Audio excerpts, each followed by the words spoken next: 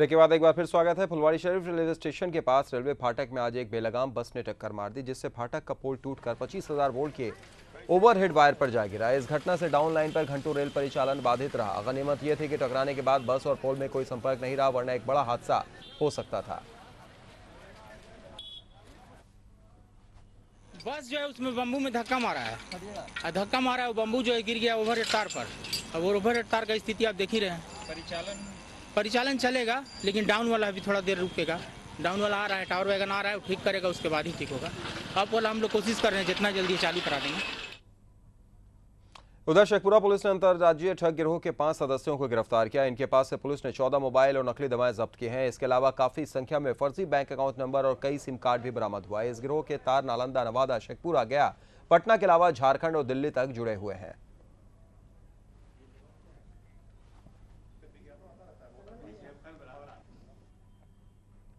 इसमें बैंक के 2 कर्मचारियों को गिरफ्तार किया गया है और कई लोगों के नाम सामने आए हैं और इसमें सैकड़ों फर्जी खाता खोला हुआ है बैंक के कर्मचारियों ने, जो फर्जी नाम से है लेकिन उसको ऑपरेट बैंक के कर्मचारी कर रहे हैं।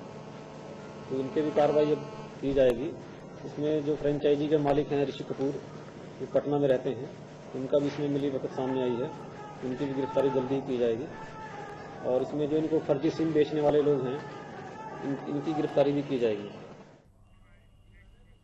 पटना जीआरपी और स्वास्थ्य विभाग की टीम को एक बड़ी कामयाबी मिली। दोनों ने संयुक्त रूप से पटना जंक्शन पर हावड़ा हरिद्वार एक्सप्रेस ट्रेन में छापेमारी की। छापेमारी के दौरान ट्रेन से 216 कार्टून अवैध दवा बरामद की गई, जिसकी कीमत लगभग 9 लाख रुपए बताई जा रही है। वहीं इस मामले में मोहम्मद अदनान नाम के व्यक्ति को हिरासत में लिया गया है।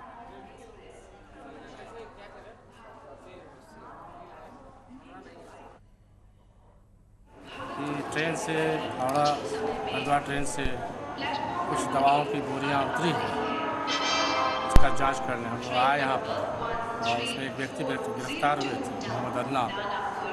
उनसे पूछताछ की गई, उनके द्वारा कोई भी कागजात उसके समय में नहीं दिखाया गया। दवा फेंसिडिल है जो अभी अवैध रूप से लाया जा रहा था। सर, क्या ये प्रतिबंधित है या कुछ? नहीं, प्रतिबंधित के अंतर्गत ये दवा नहीं आएगी, लेकिन कोई बिना कागजात के, बिना किसी लाइसेंस के लाना वो अवैध है। इसीलिए हम इसको सीज किए हैं। इस कारण चूँकि ये संदिग्ध हो जाता है, चूँकि कोई कागजात नहीं है, हम उसका नमूना का संकलन करके जांच हम विश्लेषण को भेज रहे हैं। उधर गोपालगंज में जमीन विवाद में 2 सगे भाइयों की पीट कर हत्या कर दी गई। पुलिस ने इस मामले में एक आरोपी को गिरफ्तार किया है। घटना जिले के बैंकुटपुर के गम्हारी गांव की है।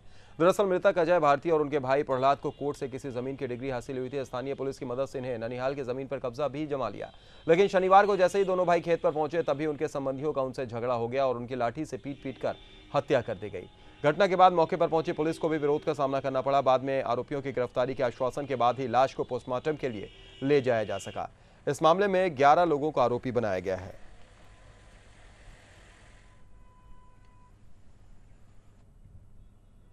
हमका ट्रैक्टर के ड्राइवर है प्रहलाद भाई मराइल बा, खेत जोतत रहनी हो, ओकरा बाद में आके उनका धल लसलो, दोनों भाई के मार के मुंगा दिल सलो। हम ट्रैक्टर उन्हें आवाज में ना बुझाइल, बाद में दौड़ कर देखनी हो तो हम ट्रैक्टर लेके भाग गए। हमारा नाम मुकेश भारती है, ये हमारे चाचा हलो प्रहलाद भारती, अजय भारती। ये लोग के सुबह में ट्रैक्टर से खेत जोतवाओ तो लखलो, उनका चंदरमा गिरी और उनका भाई वही सब जना 15-20 आदमी मिल के पकड़ के खेत में मार के या मुंगा के या घर में खींच के लेके गए। बाद में हमनी के मालूम भइल तो हम सब आदमी दौड़ के नहीं हंस, जब तक मुंगा दिले ईंटा से खुरपी से काट के मुँह दे। और अब बात मुहर्रम की। मुहर्रम के मौके पर हर तरफ मातम और मजलिसों का दौर जारी है। करबला की जंग में शहीद हुए इमाम हुसैन और उनके साथियों की याद में हुसैन के चाहने वाले मातम और मजलिस करते हैं। पटना सिटी के लाल इमली स्थित इमाम बाड़े में भी मजलिस अज़ा हुई, जिसमें लोगों ने नम आंखों से इमाम हुसैन की शहादत को याद किया और मातम किया।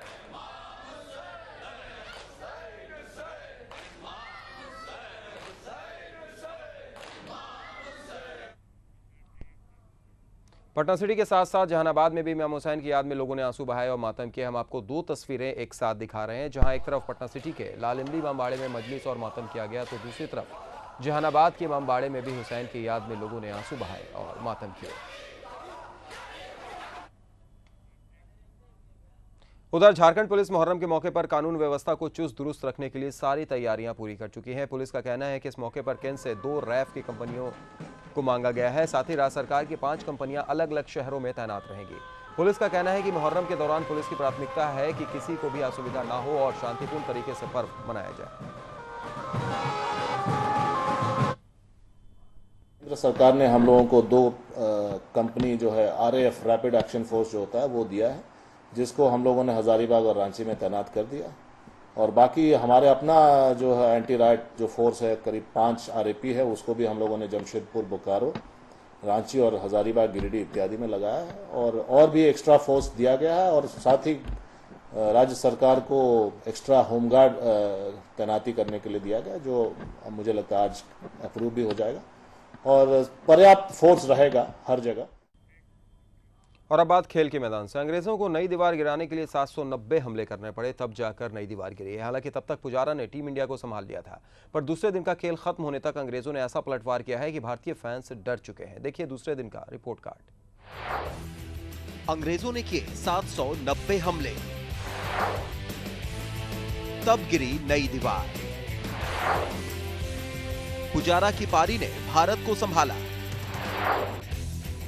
कुक के कमाल से अंग्रेजों ने किया पलटवार। बहुत बेहतरीन शॉट रमीज, ये तो चारों तरफ से चौका लिखा हुआ। जी हां, टीम इंडिया की नई दीवार को गिराने के लिए अंग्रेजों को 3 पारियों का इंतजार करना पड़ा। बहुत ही खूबसूरत शॉट, ये हुक कर दिया है और ये तो खत्म हुई। और इसके लिए उन्होंने अपनी तरकश से करीब सारे तीर छोड़ डाले। एक से बढ़कर एक हमले किए, लेकिन उन सारे हमलों का असर पुजारा की दीवार पर नहीं पड़ रहा था। आखिरकार 790 हमले के बाद टीम इंडिया की नई दीवार गिरी,